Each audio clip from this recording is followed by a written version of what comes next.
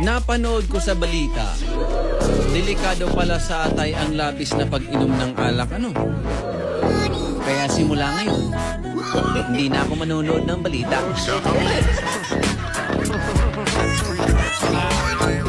Dito sa Pilipinas, pag kulay blue ang mata mo, ipapati yung JS ka. Pag kulay pula, PDEA. Sigon mga tugang sa siyensya, lohika asin mahika. Ang mga lalaki pala, duwa pala ang payukan, ano? Duwa. So, primerong payukan, edukado.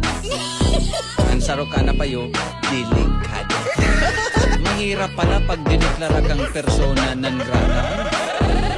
Pero mas mahirap kung ikaw ay persona non kwarta.